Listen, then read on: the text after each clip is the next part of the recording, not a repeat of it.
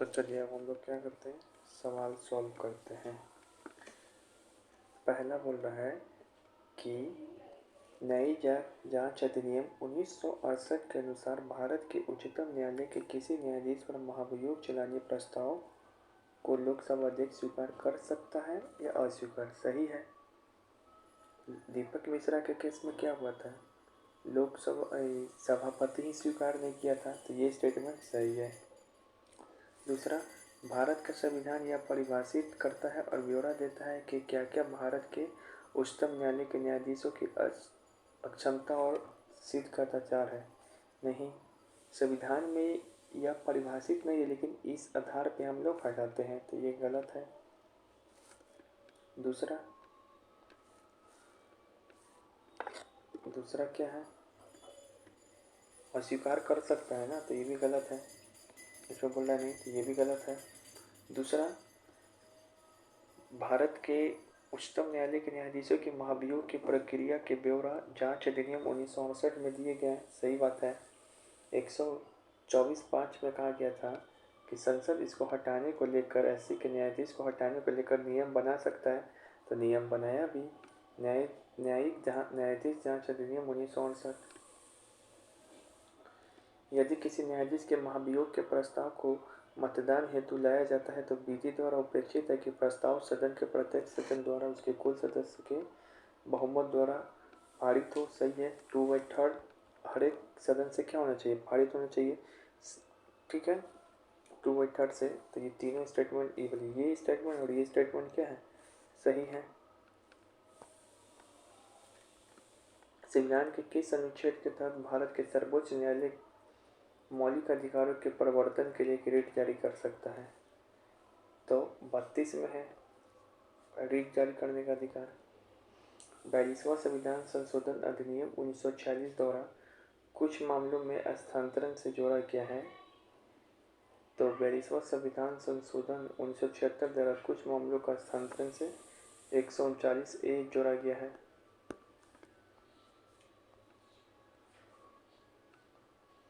Which of the following article state about the confinement of the Supreme Court of the power to issue writ? तो कौन सा article है वो, 139। क्या है, 139। 139 में यही तो लिखा है कि संसद जो है सुप्रीम कोर्ट की रिट जारी करने की शक्ति को क्या कर सकता है, बढ़ा सकता है। यहाँ पे रिट का ही बात हो रहा है, तो 139 हो गया। 168 में क्या है, ओवरऑल शक्ति को संसद क्या कर सकता है, एससी के ओवरऑल शक्ति को बढ़ा सकता है। 140 में क्या है, एन एक्सेलरी पावर, जो संविधान में नहीं दिया है। ठीक है। 141 में क्या है कि एससी जो भी निर्णय देगा वो सभी न्यायालय पे क्या होगा, बाध्य होगा। 142 में क्या है, कंप्लीट जस्टिस यानी कि पूर्ण न्याय का सिद्धांत दिया गया है। भारत में संघीय न्यायालय को किस वर्ष स्थापित किया गया? तो संघीय न्यायालय को 1935 के अधिनियम के तहत 1937 में किया गया था। सर्वोच्च न्यायालय को 1773 के अधिनियम के तहत 1774 में किया गया था।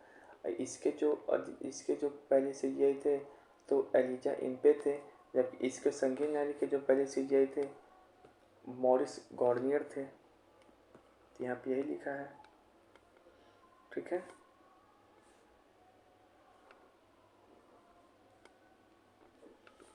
भारत में सर्वोच्च न्यायालय की स्थापना किससे हुई है? तो भारतीय संविधान से हुई है, क्योंकि आर्टिकल 124 में एससी के स्थापना का प्रावधान है। और एक चीज़ याद रखना है, इसी बार टीआरई में पूछा था एससी का स्थापना कब हुआ था, उद्घाटन कब? तो एससी का स्थापना हुआ था 26 जनवरी 1950 को, लेकिन इसका उद्घाटन हुआ था 28 जनवरी 1950 को। स्थापना उसी दिन हो गया जिस दिन हमारा संविधान लागू हुआ, लेकिन उद्घाटन हुआ था उसके 2 दिन बाद 28 जनवरी 1950 को। भारतीय न्यायपालिका के संबंध में कौन सा कथन सही है? यूएस के विपरीत भारत में दोहरी न्यायपालिका की व्यवस्था का प्रावधान नहीं है, ये बात सही है।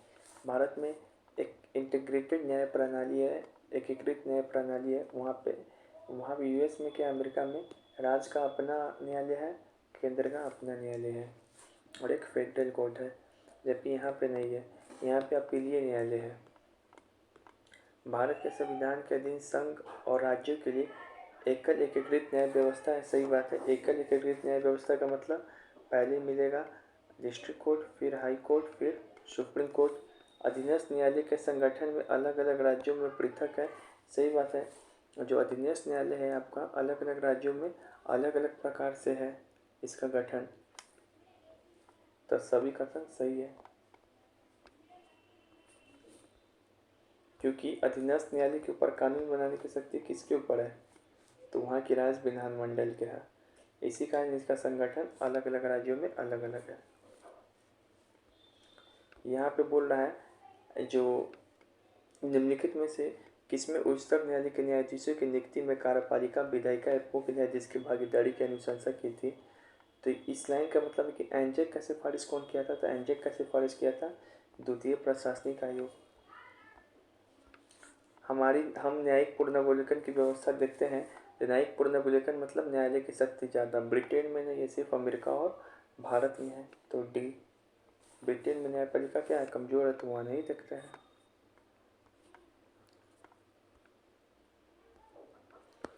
भारतीय संविधान में न्यायिक पुनर्विलोकन का क्या अधिकार है, आधार है, तो ड्यू प्रोसेस ऑफ लॉ, विधि द्वारा स्थापित प्रक्रिया, केवल यही देखते हैं हम लोग, विधि द्वारा स्थापित प्रक्रिया, तो बी। जबकि अमेरिका में क्या है, प्रोसीड्यूर इस्टेब्लिश बाई लॉ, विधि द्वारा सम्यक प्रक्रिया वहाँ पे, लेकिन यहाँ पे विधि द्वारा स्थापित प्रक्रिया। अमेरिका के न्यायिक जुडिशियल रिव्यू, भारत के जुडिशियल रिव्यू में अंतर है। भारत के जुडिशियल रिव्यू की शक्ति कम है, क्योंकि यहाँ पे न्यायपालिका भी सर्वोच्च है और संसद भी सर्वोच्च है। हम लोग मिश्रण का सिद्धांत फॉलो करते हैं, जबकि अमेरिका में का जुडिशियल रिव्यू भारत से ज़्यादा है, क्योंकि अब भारत का जुडिशियल रिव्यू का आधार क्या है, विधि द्वारा स्थापित प्रक्रिया, प्रोसीड्यूर इस्टेब्लिश बाई लॉ, और इस शब्द का अनुच्छेद 21 में भी प्रयोग है। जबकि अमेरिका में ड्यू प्रोसेस ऑफ लॉ का जुडिशियल रिव्यू का आधार है। Due process of law judicial review का क्या है, आधार है। भारत के संविधान के दो प्रावधान कौन से हैं जो न्यायिक पुनर्विलोकन की शक्ति के रूप में स्पष्ट की गई है, तो देखो न्यायिक पुनर्विलोकन मिलता है कैसे कैसे से, तो 32 से 226 से बताए थे, बहुत सारे आर्टिकल से मिलता है।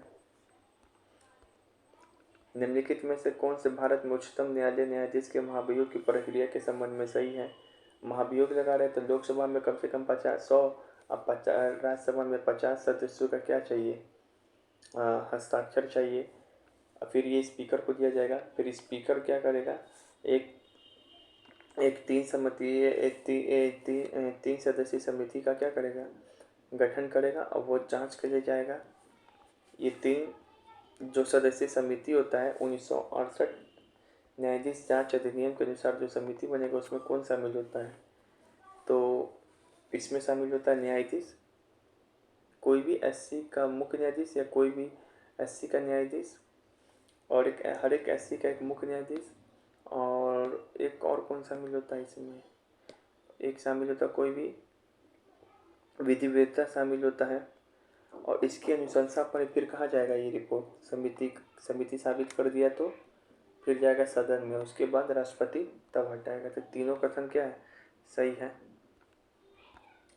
लोकसभा के अध्यक्ष को पद से किस स्थिति में निष्कासित किया जा सकता है, तो अब और भी लोग का हटाने का तरीका देख ले रहे हैं।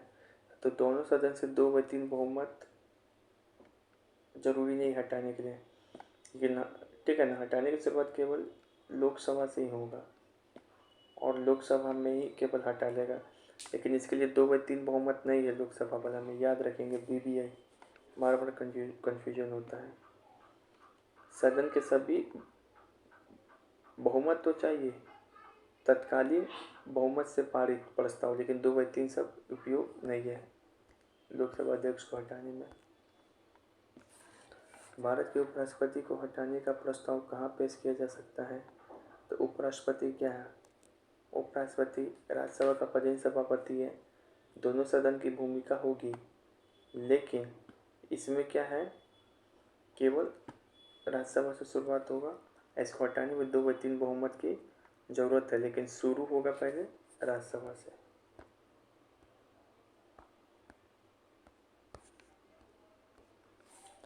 भारत में राष्ट्रपति को कौन पद च्युत करता है? तो भारत में राष्ट्रपति को पद च्युत करता है संसद, वो भी 3/3 बहुमत से राज्यसभा शुरुआत करके। भारत में महान्यायवादी को कौन हटाएगा? तो इसके लिए कोई बहुमत की ज़रूरत नहीं है, ना ही इस पर महाभियोग लगता है। इस पर तो राष्ट्रपति के प्रसाद पर्यंत रहता है महान्यायवादी, अटॉर्नी जनरल, इस कारण राष्ट्रपति हटाएगा। उच्चतम न्यायालय के न्यायाधीश को कौन पद से हटाएगा? उच्च न्यायालय के, तो यही एससी के न्यायाधीश को कौन हटाएगा? तो विशेष बहुमत चाहिए 2/3 दोनों सदन के द्वारा, और उसके बाद फिर राष्ट्रपति हटाएगा। तो ऑप्शन 4, मुख्य चुनाव आयुक्त को निम्नलिखित में से किस प्रक्रिया से हटाया जाएगा? तो इसके लिए भी 2/3 बहुमत चाहिए। कोई भी सदन हटाने का क्या कर सकता है? हटा सकता है। और यहाँ पे लेकिन इसको हटाने का तरीका क्या है? पढ़ाए थे कि जिस तरीके से सर्वोच्च न्यायालय के न्यायाधीश को हटाया जाता है, उसी तरीके से 2 आदमी को हटाया जाता है भारत में। एक तो मुख्य निर्वाचन आयुक्त को और एक हाई कोर्ट के जजेस को, याद रखेंगे BBI। यानी कि इसमें भी 2/3 बहुमत जरूरत है और संसद की भूमिका। चुनाव आयोग को कौन हटाएगा? तो मुख्य निर्वाचन आयोग की सिफारिश पे राष्ट्रपति। इसमें 2/3 बहुमत की जरूरत नहीं है, ना ही संसद की। राज्य चुनाव आयोग को किसके द्वारा हटाया जाएगा? तो राज्य चुनाव आयोग को भी हटाया जाएगा किसके तरह? एससी के न्यायाधीश के जैसा। तो इसका तुलना इससे किया है, जबकि एससी के न्यायाधीश को हटाते हैं एससी के न्यायाधीश के जैसा। ठीक है, तो ऑप्शन डी।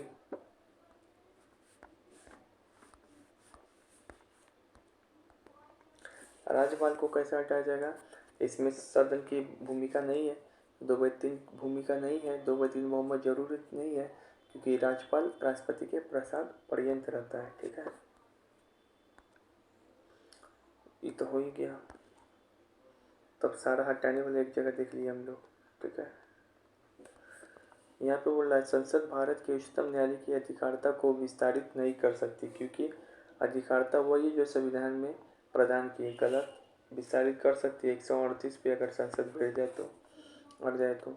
उच्चतम न्यायालय और उच्च न्यायालय के अधिकारी और सेवक संबंध मुख्य न्यायमूर्ति द्वारा नियुक्त किए जाते हैं, और न्यायालय का प्रशासनिक व्यय भारत के संचित निधि पे भारित रहेगा।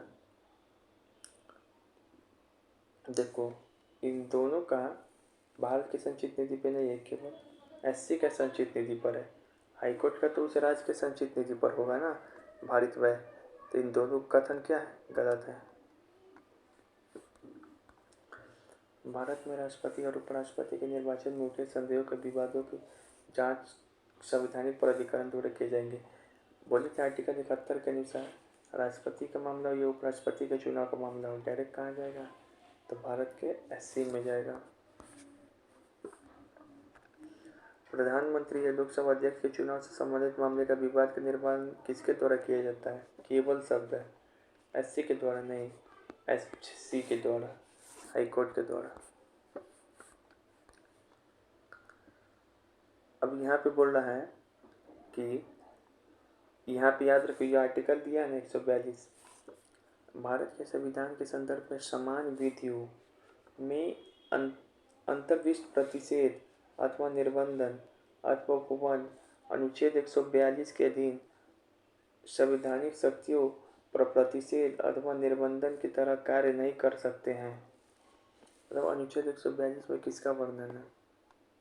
तो याद रखना, अनुच्छेद 142 के अनुसार एससी क्या करता है? किसी भी मामले में पूर्ण जस्टिस करता है, कंप्लीट जस्टिस का सिद्धांत दिया है, और कंप्लीट जस्टिस का सिद्धांत करता है। ठीक है, तो इसमें से और याद रखना है इसके बारे में, कंप्लीट जस्टिस का मतलब क्या होता है कि भारत का जो एससी है अपनी शक्ति के प्रयोग में संसद द्वारा बनाए गए निर्मित विधियों से बाध्य नहीं होगा। ये लाइन याद रख लेना। भारत में उच्चतम न्यायालय के न्यायाधीशों की वर्तमान स्वीकृत संख्या कितनी है? तो अभी तो है कितना है अभी? अभी 34 है, यहाँ पे डाटा गलत है। अभी कितना है? 1+34। लेकिन जब स्थापना हुआ था तो 1+7 था। समय समय पे संख्या बढ़ाया गया है। और संख्या कौन बढ़ाता है? तो संख्या संसद बढ़ाता है समय समय पे विधि बना के। यहाँ पे ये लिखा है, भारत में एक एससी होगा, एक सीजीआई और 7 अन्य न्यायाधीश होगा। ये अन्य न्यायाधीश की संख्या में वृद्धि कौन करेगा? तो उन्हें संसद करता है, वो भी कैसा? विधि बनाकर। इस काम हेतु संसद ने 1956 में एक विधि पारित किया था। तो न्यायाधीश की संख्या में वृद्धि कौन करेगा? 124 के अनुसार संसद। लेकिन नियुक्ति कौन करेगा? राष्ट्रपति। ये इलेक्शन कमीशन की संख्या में वृद्धि कौन करता है? तो राष्ट्रपति। याद रखेंगे। जब भारत के राष्ट्रपति सर्वोच्च न्यायालय के मुख्य न्यायाधीश की नियुक्ति करता है तो उससे किससे परामर्श करना चाहिए? तो उसको याद रखें, एससी का अगर कोई न्यायाधीश मुक्त कर रहा है तो उसको किससे परामर्श करना चाहिए? तो एससी से। और एससी के न्यायाधीश से जिनसे वो आवश्यक समझे। यानी कि किसी को भी नियुक्त करना है तो एससी से प्लस एससी से, दोनों प्रकार के जजेस से बातचीत करना होगा एससी की नियुक्त करने में। यहाँ देखो,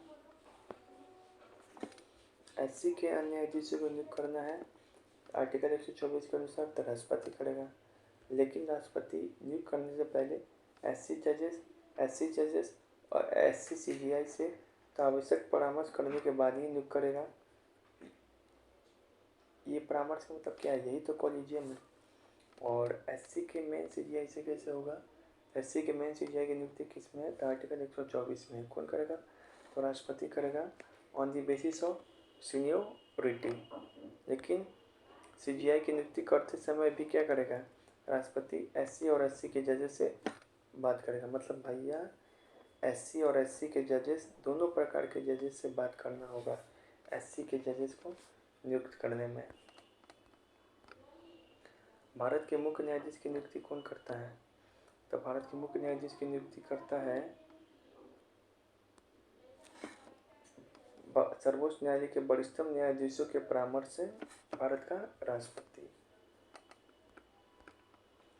कोलिजियम प्रणाली किस केस में आया था? तो सेकंड जजेस केस 1993।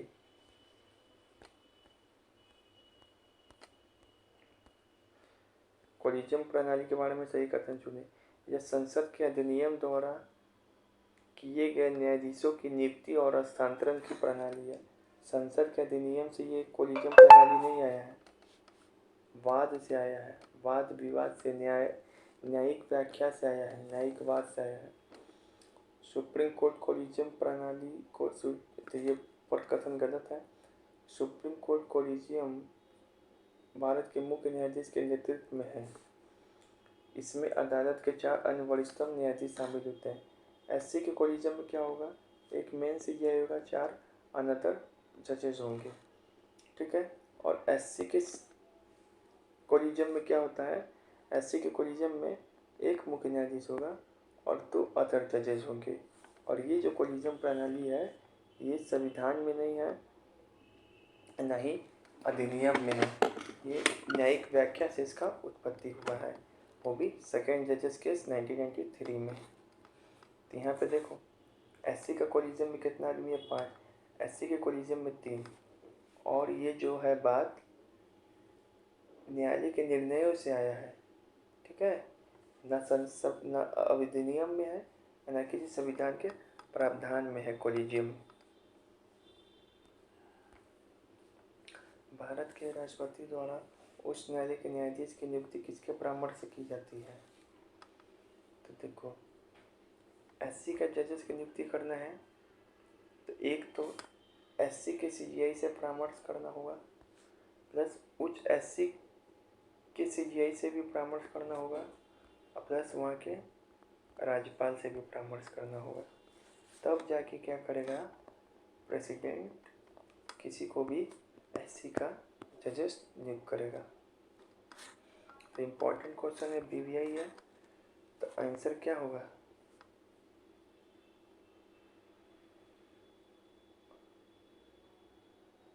ये वाला, सी वाला। तीनों आ गया इसमें, देखो दिया है ना, यही है। Which case is mostly famous to a transfer case, तो थर्ड जजेस केस को बोलते हैं। नहीं, ट्रांसफर केस किसको बोलते हैं? थर्ड जजेस केस को ही बोलते हैं। और इस केस का नाम क्या था? तो एसपी गुप्ता बनाम यूनियन ऑफ इंडिया। एक सेकंड देख ले, ठीक है।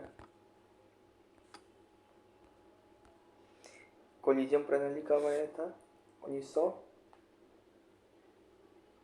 द कोलिजियम प्रणाली वॉज ब्राउड किस में आया था? 1993 में आया था। और फाइनली ये पूरी तरीके से लागू कब हुआ था? 1998 में।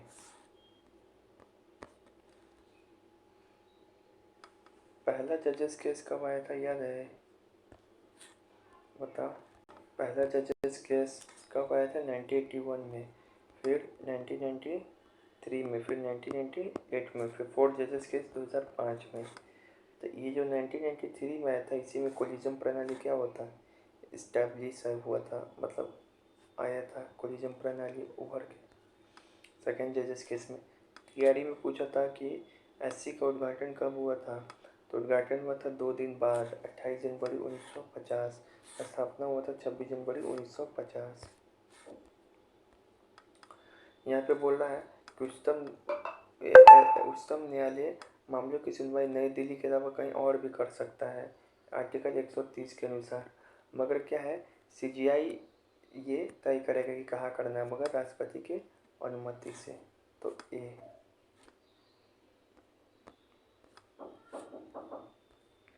यहाँ पे यही है।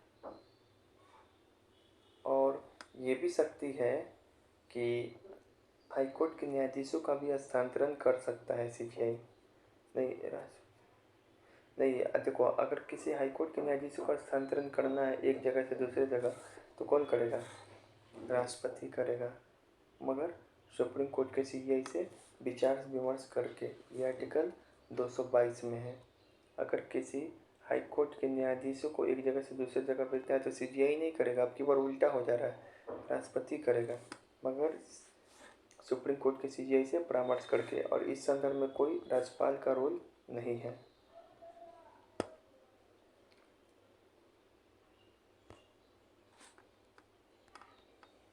यहाँ पे बोल रहा है भारतीय संविधान का कौन सा अनुच्छेद संवैधानिक विवाद में सर्वोच्च न्यायालय के अपीलीय क्षेत्राधिकार से संबंधित है? तो अपीलीय क्षेत्राधिकार किस में है? 132 में है, 33 में, 34 में है। 134 एक को मिलाकर पढ़ेंगे 132 से, तो ये हो जाएगा, ठीक है ना। मेन तो 132 में है अपीलीय, 132 में संवैधानिक भी है, तो इसी का 132 134 से होगा, ये वाला नहीं, ठीक है। बोल रहा है विधायी शक्तियों की संज्ञेय सूची में समाविष्ट किसी विषय के संबंध में भारत के उच्चतम न्यायालय के अधिकार क्षेत्र को बढ़ाने की शक्ति किसकी है? तो एससी की शक्ति को कौन बढ़ा सकता है? एससी सिर्फ, ये संसद सिर्फ, वो भी 2 प्रकार से। रीढ़ शक्ति बढ़ाना है तो 139, अन्य शक्ति ओवरऑल बढ़ाना है तो 138। इसमें राष्ट्रपति का कोई रोल नहीं है।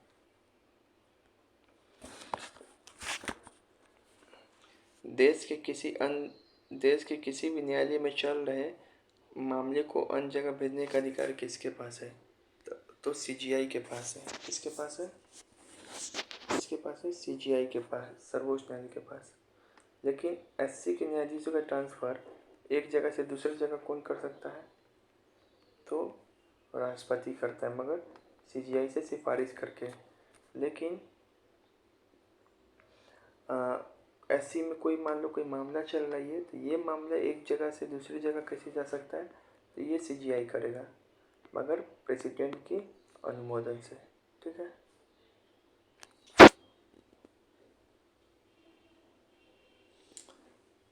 पहली महिला जज कौन थी में? चौथी महिला जज नहीं, पहली नहीं, चौथी। पहली महिला जज कौन थी एससी में? फातिमा बीबी, पटना हाई कोर्ट की जज थी, ठीक है ना। देश की पहली सीजीआई कौन बनेगी? नागरत्नम बनेगी बाद में।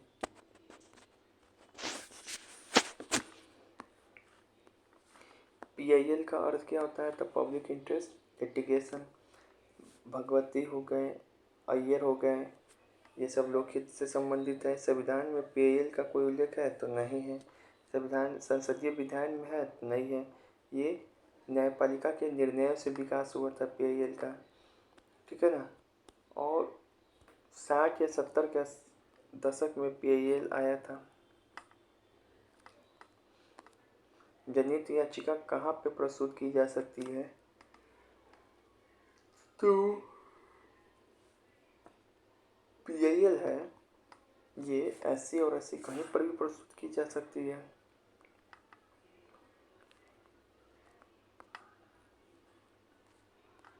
भारत राज्य में पहला लोकायुक्त कहाँ स्थापित हुआ था? महाराष्ट्र में।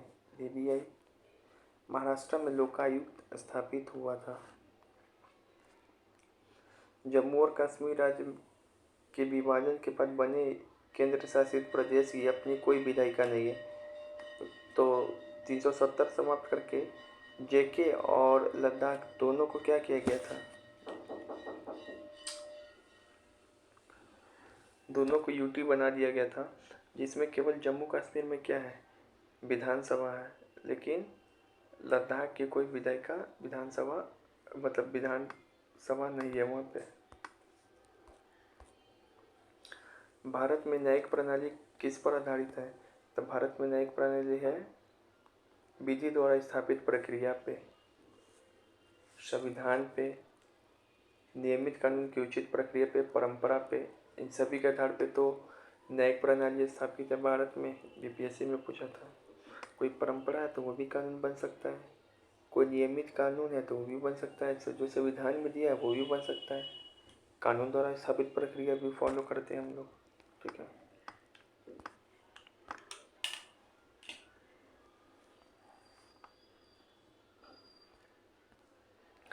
भारत में किस वर्ष रेल बजट को आम बजट से अलग कर दिया गया? तो 17 पे खतरा 2017 में। भारत के उच्चतम न्यायालय ने अपने कतिपय निर्णयों को यह विचारण किया है कि भारत के संविधान के अनुच्छेद 116(4) में, इसमें तो कोई सवाल पढ़ोगे तो बोलेगा 16(4) में आरक्षण की व्यवस्था की गई है, ठीक है। लेकिन 355 में 335 में भी लिखा है आरक्षण देते समय इतना भी काम 35 ना हो जाए कि जिससे प्रशासनिक दक्षता कमजोर हो जाए। लेकिन इस प्रशासनिक दक्षता का संविधान में उल्लेख नहीं है, केवल एक का तर्क सही है। सर्वोच्च न्यायालय में न्यायाधीश नियुक्त होने के लिए प्रति व्यक्ति को कम से कम कितने वर्ष का उच्च न्यायालय में एडवोकेट होना चाहिए? तो देखो, SC का अगर आपको न्यायाधीश बनना है तो हाईकोर्ट में आपको जज होने के लिए तो मात्र 5 साल चाहिए, एडवोकेट है तो आपको 10 साल चाहिए। या फिर राष्ट्रपति की नज़र में आप क्या हो? विधि वेत्ता हो। विधि विशेषज्ञ वाला शब्द किसके लिए है? हाईकोर्ट के लिए है। और विधि वेत्ता वाला शब्द ओनली SC के लिए है, ठीक है। तो यहाँ पे देखिए 10 साल है एडवोकेट के लिए। सर्वोच्च न्यायालय का न्यायाधीश को अपने पद किसको त्याग पत्र देगा लिखकर? तो राष्ट्रपति को देगा। बहुत SC और SC के न्यायाधीश अपना पत्र किसको देते हैं लिखकर? त्याग पत्र तो SC को, ये राष्ट्रपति को देते हैं।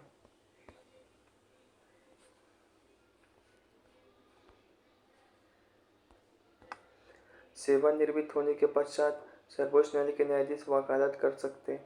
तो सेवानिवृत्त होने के बाद सर्वोच्च न्यायालय के न्यायाधीश कहीं वकालत नहीं कर सकते, जबकि हाईकोर्ट के न्यायाधीश उस हाईकोर्ट को छोड़कर अन्य कहीं भी वकालत कर सकते हैं ऊपर में, लेकिन उस हाईकोर्ट में या फिर SC में कर सकते हैं SC के न्यायाधीश, लेकिन उससे नीचे में नहीं।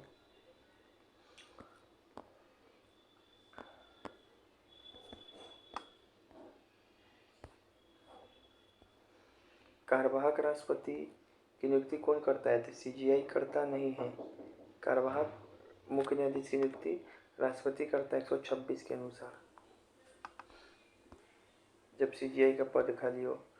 भारत के कार्यवाहक मुख्य न्यायाधीश की नियुक्ति कौन करता है? राष्ट्रपति करता है।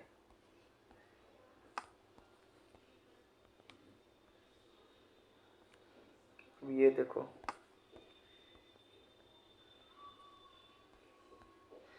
भारत के राष्ट्रपति के पूर्वानुमति से भारत के मुख्य न्यायमूर्ति द्वारा उच्चतम न्यायालय के सेवानिवृत्त किसी न्यायाधीश के उच्चतम न्यायालय के न्यायाधीश के पद पर बैठने के कार्य करने हेतु बुलाया जा सकता है। ईपीएफओ में बोला था। हाँ, सेवानिवृत्त न्यायाधीश को